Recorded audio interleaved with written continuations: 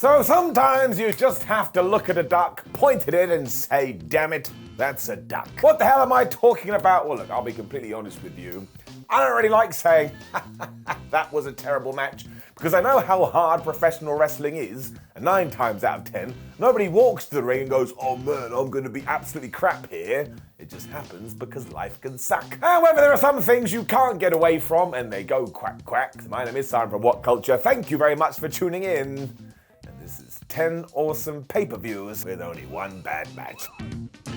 Number 10, WWF In Your House 7. I mean, there was just something in the air when it came to In Your House 7, because not only did the British Bulldog and Owen Hart say, well look, we've got to work with Ahmed Johnson and Jake Roberts, but we can make it fun. But even the Godwins went out there and worked with the Body Donners. You can sit down and think, well, yeah, it's perfectly fine. So the one match that does bring this card down comes in the form of Goldust versus the Ultimate Warrior.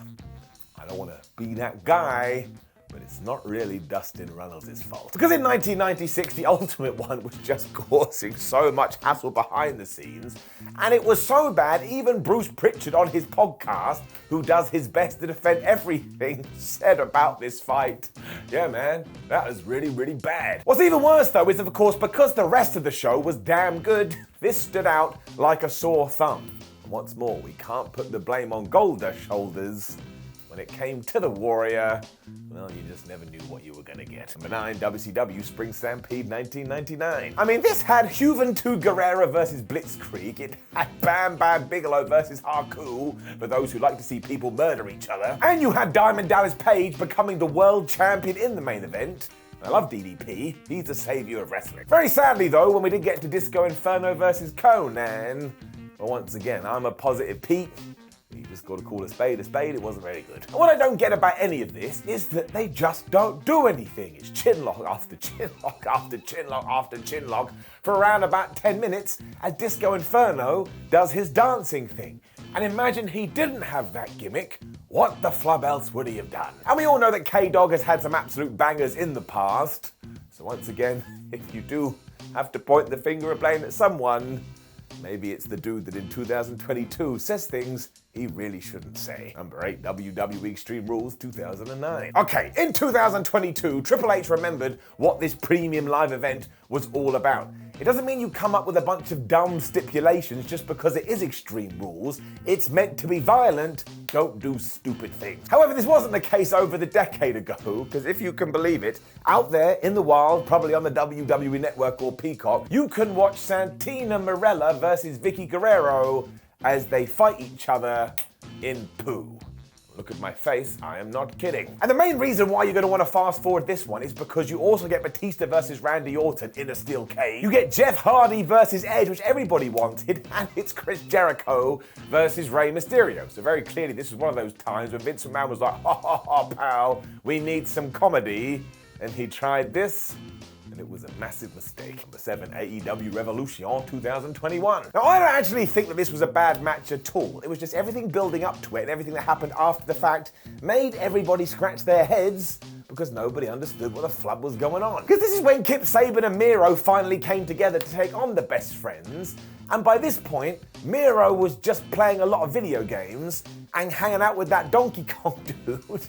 It was just like, I don't know how we got here. Did somebody make me drink something? It also just felt like it was a match that could have been saved for Dynamite, especially because there was another tag team feud on this card, which had far more heat, and that was the Young Bucks taking on Chris Jericho and MJF. Remember that? You bet your ass you do. The main event was also John Moxley versus Kenny Omega, which floored everybody. They were like, oh, these two tamales are so damn good. Which did mean, when we were all done, nobody was thinking about Kip Sabian and Miro and the Best Friends, which is doubly bad, because every name that just came out of my mouth is awesome. We should be doing everything we can so that comes across on television. Number 6, WWE Fully Loaded 2000. So we are going to talk about Taz versus Al Snow here, and listen, Al Snow is an absolute hero as far as I'm concerned, and Taz is an underrated legend, but the problem when you go back to the year 2000 is you see how WWE has decided to treat the former ECW champion. sucks. I mean, he had debuted so well at the Royal Rumble and come in and just started kicking everybody's ass, but apparently there were some wrestlers who thought he was too stiff. They went and complained to Vince McMahon, and his push just got killed. So it was just disappointing mostly, but the rest of the card was not, because even Rikishi, he did it for The Rock versus Val Venis, was tremendous. You may have seen this clip doing the rounds recently on social media. It's when Keish jumped from the top of the cell and just crushed Val with a splash, and fair play to both of them, it's terrifying. It also features Chris Jericho versus Triple H, which proves that those two guys had such good chemistry. And then yeah, you see Al Snow and you want him to have more. You see Taz, you want him to have more too. Look what it does to you. Sad Panda. Number 5, AEW All Out 2020. So it's another one where I don't want to use too many negative words, because instead of being rubbish, was just massively misplaced. Because coming in the middle of a pandemic where every single wrestling promotion was just like cinematic match, cinematic match, cinematic match, to the point I can't say it anymore, we had Britt Baker versus Big Swole, and they went to a dentist studio or a dentist surgery, they just beat each other up. And I did appreciate the effort they put in here, but it didn't do anybody any favors.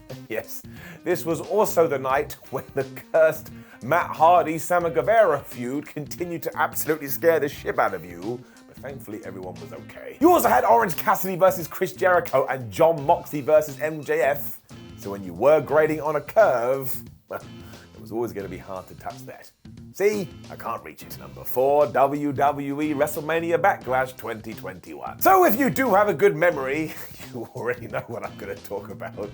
The Miz versus Damian Priest, that for some reason was sponsored by a movie. But yes, because Batista's new film, Army of the Dead, was coming out of that streaming service, they made a deal with WWE, which meant halfway through this nonsense, a bunch of zombies turned up, and to this day, I still do not understand what was going on here. Because they attacked The Miz, they killed The Miz, and then on Raw, The Miz was just back. So are zombies canon within the WWE universe, or aren't they?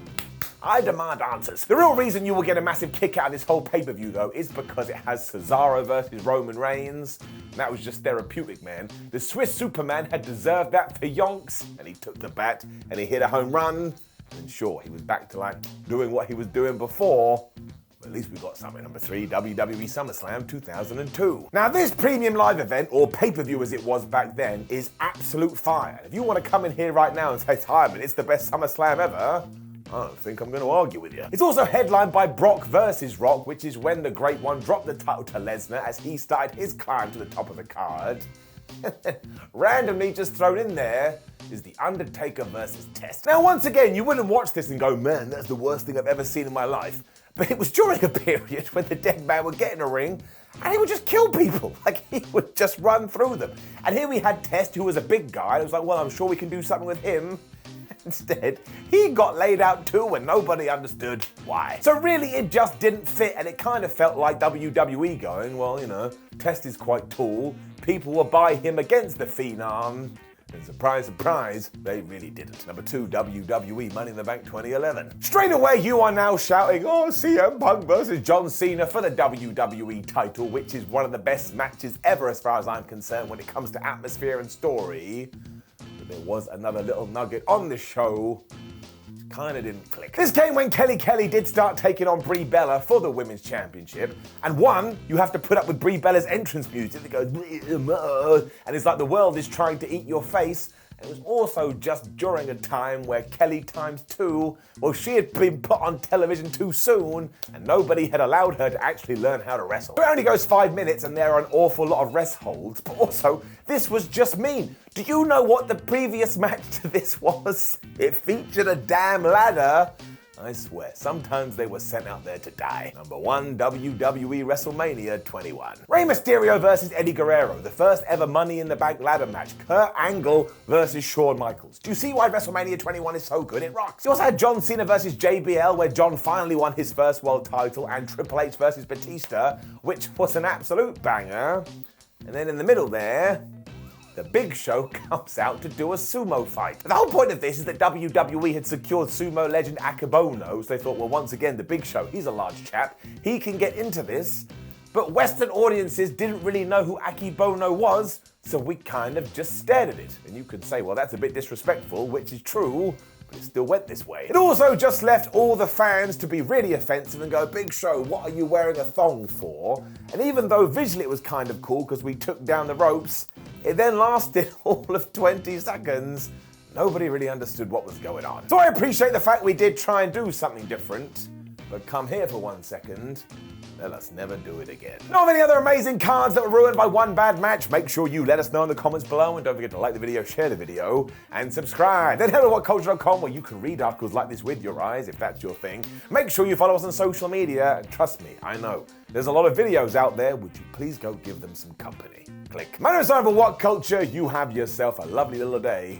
Make sure you live all your dreams, because I believe in you. See you soon.